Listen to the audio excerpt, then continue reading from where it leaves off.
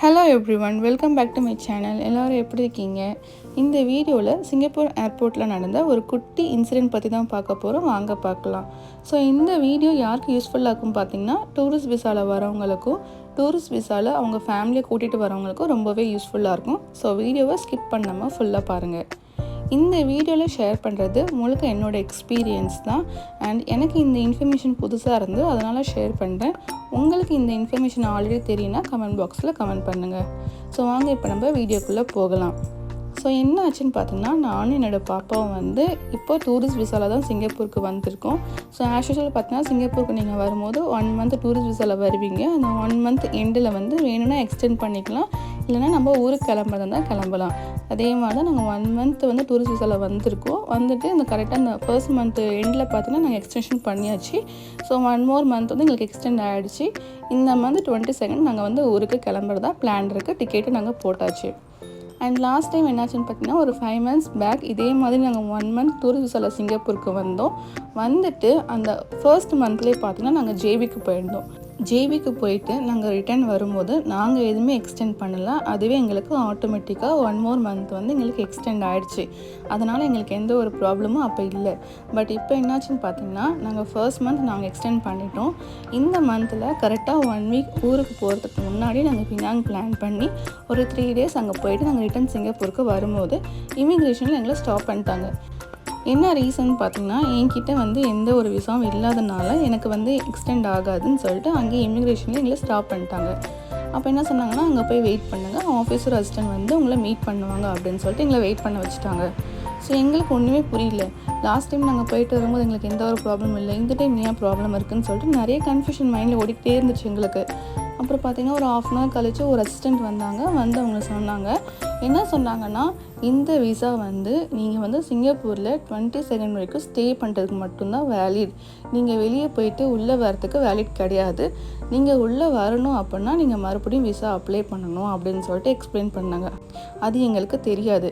ஏன்னா நாங்கள் last time போயிட்டு வரும்போது எங்களுக்கு எந்த ஒரு ப்ராப்ளம் இல்லை. பட் இந்த டைம் பார்த்தீங்கன்னா அவங்க சொல்லும்போது எங்களுக்கு புதுசாக இருந்துச்சு. சரி நாங்கள் என்ன பண்ணுறதுன்னு தெரியலன்னு யோசிச்சு உட்காந்துருந்தோம். அவங்க சொன்னாங்க, நான் போய் எங்கள் பாஸை மீட் பண்ணிட்டு வரேன். இன்கேஸ் எங்கள் பாஸ் வந்து அப்ரூவ் பண்ணலை அப்படின்னா உங்ககிட்ட என்ன ஆப்ஷன் இருக்குது அப்படின்னு கேட்டாங்க. எங்ககிட்ட எந்த ஒரு ஆப்ஷனும் இல்லை. ஏன்னா சடனாக நாங்கள் கிளம்புனா எப்படி கிளம்ப முடியும்? பாப்பாவோட லக்கேஜ் இருக்குது, என்னோடய லக்கேஜ் இருக்குது, எல்லாம் பேக் பண்ணணும். அதெல்லாம் ரொம்ப டைம் ஆகும். சடனாக கிளம்புனா முடியாது. அதில் டிக்கெட் பார்த்தீங்கன்னா நாங்கள் 22 போட்டிருக்கோம். மறுபடியும் மாற்றி போடணும்னா டிக்கெட் காசும் போயிடும். ஸோ நாங்கள் என்ன பண்ணுறதுன்னு தெரியல உட்காந்துட்டு இருந்தோம். நிறைய மைண்டில் ஓடிக்கிட்டே இருந்துச்சு. சரி நான் வேணால் கிளம்பிடுறேன், நீங்கள் வேணால் லக்கேஜ் கொண்டு வரீங்களா, நான் இங்கேயே வெயிட் பண்ணுறோம் அப்படிலாம் நிறைய ஓடிட்டு இருந்தது. என் ஹஸ்பண்ட் சொன்னார், காமாரு, ஒன்றும் ப்ராப்ளம் இல்லை, உள்ளே விட்டுருவாங்க அப்படின்னாரு. அப்புறம் பார்த்திங்கன்னா ஒரு 1/2 அன் ஹவருக்கு அப்புறமா அவங்க வந்தாங்க. கூடயே பார்த்திங்கன்னா இன்னும் 2 அசிஸ்டன்ட் வந்தாங்க. அவங்க என்ன சொன்னாங்கன்னா, இந்த மாதிரி இந்த விசா வச்சு நீங்கள் உள்ளே போக முடியாது. பட் சம் கேஸ் வந்து நாங்கள் வந்து அப்ரூவ் கொடுப்போம். பட் 1 கண்டிஷன் அப்படின்னு சொன்னாங்க. என்ன கண்டிஷன் பார்த்தீங்கன்னா, நீங்கள் புதுசாக விசா அப்ளை பண்ணுங்கள். அப்ளை பண்ணிட்டு நீங்கள் இந்த பேமெண்ட் பண்ணதை அனுப்புங்க.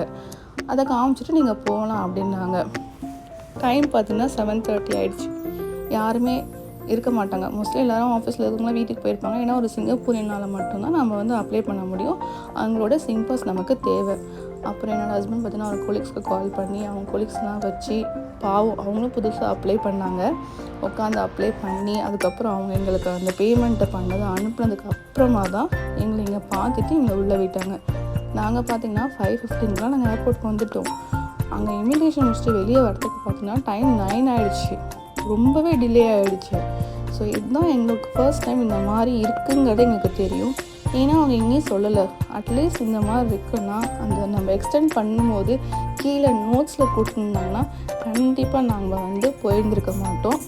ஏன்னா வந்து போயிட்டு உள்ளே வரலன்னா அது நம்ம கஷ்டம்தான். நான் சிங்கப்பூரில் வந்து எல்லாமே ரூல்ஸ் ஃபாலோ பண்ணி தான் ஆகணும். நம்ம ரூல்ஸ் ஃபாலோ பண்ணாமல் எங்கேயுமே ஏமாற்ற முடியாது. ஸோ எங்களுக்கு வந்து இந்த இன்ஃபர்மேஷன் புதுசாக இருந்தது. இப்போவும் வந்து என்ன எங்களுக்கு தோணுதுன்னா, ஒரு வேளை அந்த ஃபர்ஸ்ட் மந்த்லேயே நம்ம போயிருந்தால் செகண்ட் மந்த்துக்கு எக்ஸ்டெண்ட் ஆகிருக்குமா அப்படின்னு ஒரு டவுட் இருக்குது. பட் தெரியல. பட் நீங்கள் டூரிஸ்ட் விசாவில் வரீங்கன்னா மோஸ்ட்லி வந்து சிங்கப்பூர்லேயே இருக்கிற மாதிரி பிளான் பண்ணிக்கோங்க. வெளியே போகிற மாதிரி இருந்தால் யோசிச்சுக்கோங்க. ஏன்னா வந்து லாஸ்ட் மூமெண்ட்டில் உள்ள விடலை அப்படின்னா எல்லாமே நமக்கு ப்ராப்ளம் தான். அண்ட் நீங்கள் புதுசாக விசா அப்ளை பண்ணணும், அதுக்கும் நீங்கள் மணி ஸ்பெண்ட் பண்ணணும், மணி வேஸ்ட்டு தான். ஸோ அதனால் யோசிச்சுக்கோங்க. அண்ட் இந்த வீடியோ வந்து உங்களுக்கு யூஸ்ஃபுல்லாக இருந்தால் லைக் பண்ணுங்கள், ஷேர் பண்ணுங்கள், கமெண்ட் பண்ணுங்கள். மறக்காமல் என்னோடய சேனலை சப்ஸ்கிரைப் பண்ணுங்கள். நம்ம நெக்ஸ்ட் வீடியோவில் நெக்ஸ்ட் இன்ஃபர்மேஷனோட பார்க்கலாம். தேங்க்ஸ் ஃபார் வாட்சிங்.